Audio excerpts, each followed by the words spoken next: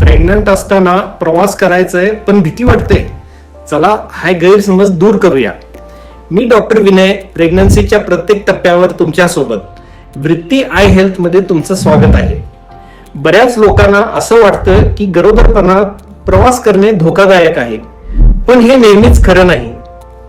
बहुतेक गरोदर महिला सुरक्षितपणे प्रवास करू शकतात, विशेषतः दुसऱ्या ट्रायमेस्टर मध्ये जेव्हा सकाळची मळमळ कमी असते आणि प्लॅसेंटा डेव्हलप झाल्यामुळे अबॉर्शन होण्याचे चान्सेस फार कमी होतात.